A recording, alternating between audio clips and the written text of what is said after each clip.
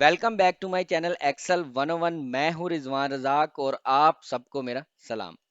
आज की ये इंटरेस्टिंग वीडियो उन सब एचआर प्रोफेशनल्स के लिए है जो एक्सेल में अपनी स्किल्स को एक नए लेवल पर लेकर जाना चाहते हैं। लेकिन रुकें, अगर आप एचआर में नहीं, फिर भी ये वीडियो आपके लिए है। क्यों? क्योंकि ये वो फंक्शंस हैं जो आप अपनी किसी भी जॉब में यूज कर सकते हैं, चाहे आप अकाउंटेंट हो या प्रोजेक्ट मैनेजर हो या इसके अलावा किसी और डेजिग्नेशन पर काम कर रहे हों। एक्सेल के ये 5 पावरफुल टूल्स आपका काम आसान कर देंगे और आपको अपने सीनियर्स के सामने एक एक्सेल एक्सपर्ट बनाएंगे। अगर आप चाहते हैं कि आपके एचआर रिलेटेड टास्क बिना किसी टेंशन के हों और आपकी डेट कैलकुलेशंस भी परफेक्ट हो, तो ये वीडियो जरूर देखें। तो चलिए दोस्तों, स्टार्ट करते हैं।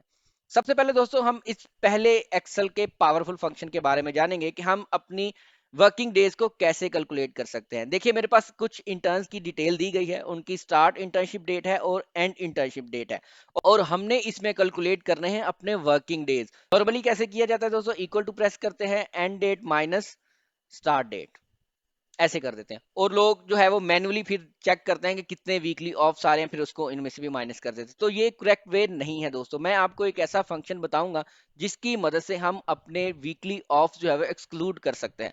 तो उसके लिए दोस्तों एक फंक्शन यूज होता है जिसका नाम है network days dot I N T L, यानी कि नेटवर्क डेज इंटरनेशनल भी बोला जाता है उसको। तो दोस्तों सबसे पहले हम उसको एक्टिव करते हैं।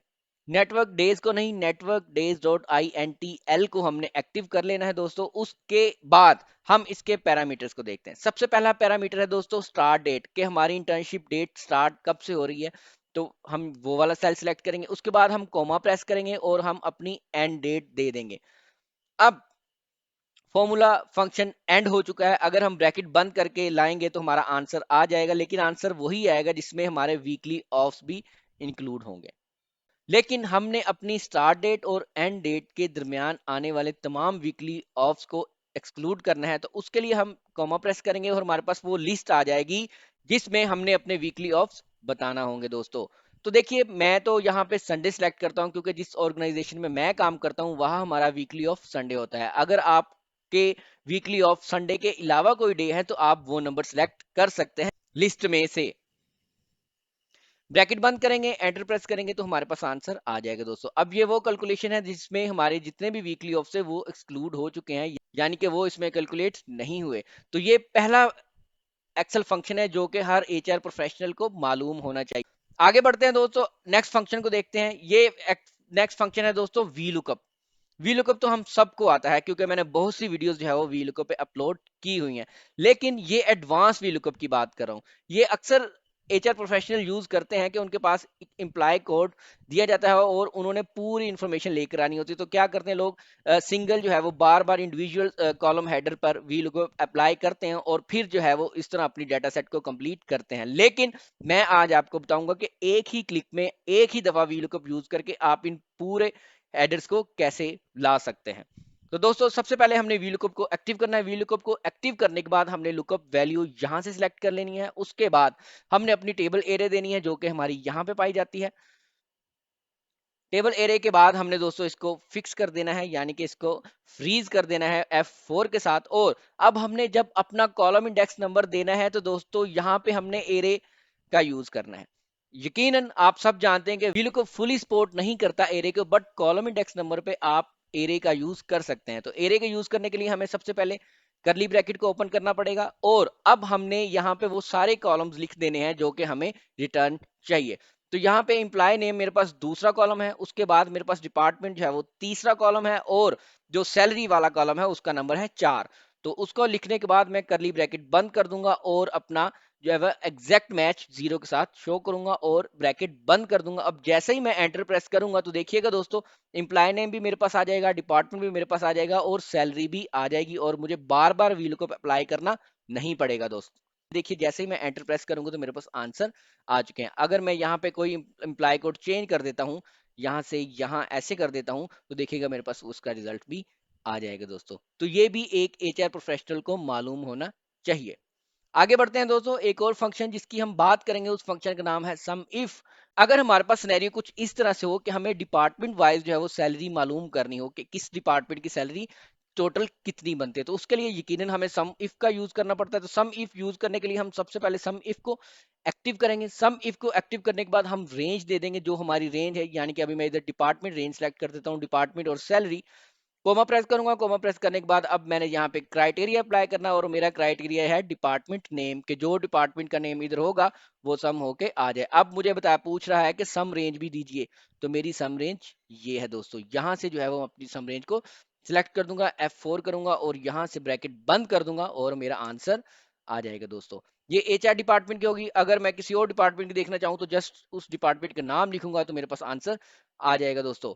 दोस्तों अब हम बात करते हैं कि अपने एम्प्लॉयज का टोटल एक्सपीरियंस अगर हमने मालूम करना हो, जो कि ईयर, मंथ और डेज में हमें चाहिए, तो उसके लिए हम कौन सा फंक्शन यूज करेंगे। उसके लिए दोस्तों हम एक्सेल का एक हिडन फंक्शन यूज करेंगे जिसको बोला जाता है डेटेड इफ। और ये डेटेड इफ आपको एक्सेल फार्मूलाज में नहीं मिलने वाला, इसलिए मैंने आपको बोला था ये एक हिडन फंक्शन है दोस्तों। ये एक्सेल सपोर्टेड तो है लेकिन ये हिडन है, आपको एक्सेल के फार्मूलाज वाले टैब में ये नहीं मिलने वाला।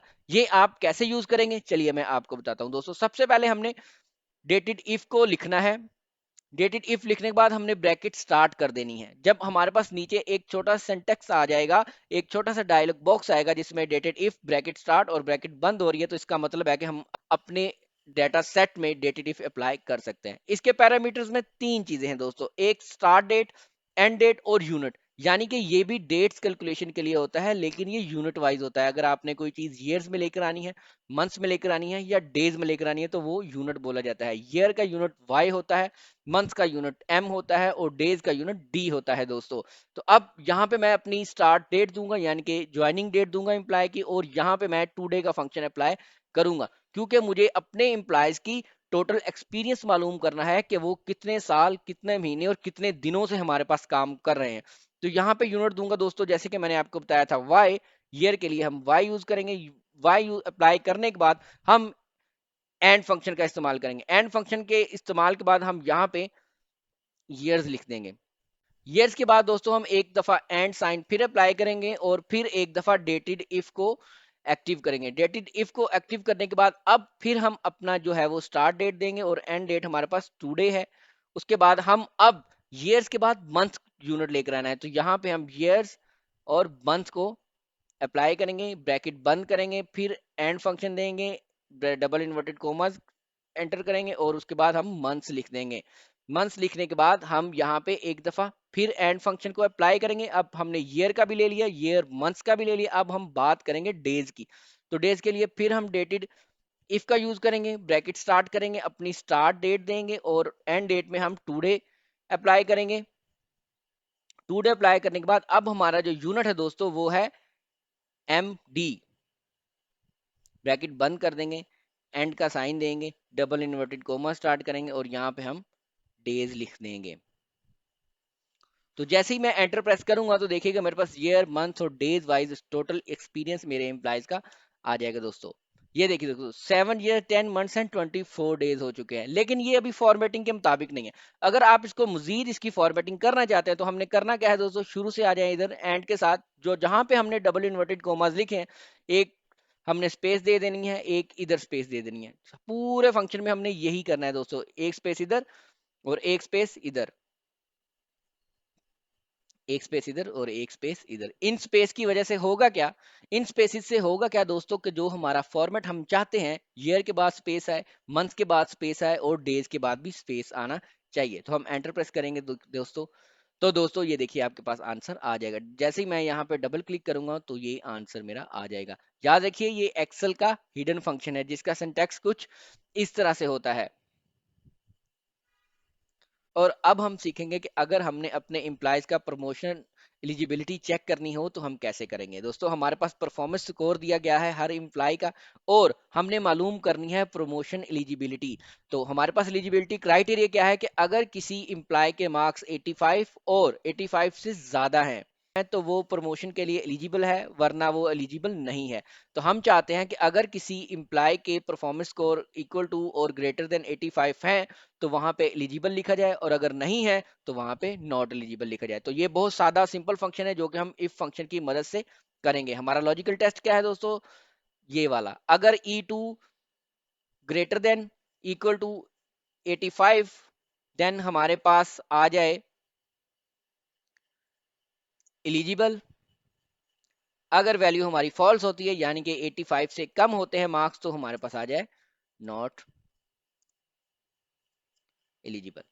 डबल इन्वर्टेड कोमा देंगे, ब्रैकेट को बंद करेंगे, एंटर प्रेस करेंगे तो हमारे पास आंसर आ जाएगा दोस्तों। जैसे ही यहाँ पे मैं डबल क्लिक करूंगा तो देखिएगा जो जिनके मार्क्स 85 और 85 से ज़्यादा हैं उनके साथ एलिजिबल लिखा गया है, और जिनके कम है उनके साथ नॉट एलिजिबल लिखा गया है। तो दोस्तों ये थे आज के मोस्ट इंपोर्टेंट 5 एक्सेल फंक्शन जो कि हर एचआर प्रोफेशनल को जानना बहुत ज़रूरी है। उम्मीद करता हूं आपको ये वीडियो पसंद आई होगी, और अगर आपको ये वीडियो पसंद आई है तो इसको अपने एचआर प्रोफेशनल दोस्तों के साथ जरूर शेयर कीजिए ताकि वो भी अपनी एक्सेल स्किल्स को बूस्ट कर सके। अब हमारी मुलाकात होगी एक नई वीडियो के साथ, तब तक के लिए अपना ख्याल रखिएगा। अल्लाह हाफिज।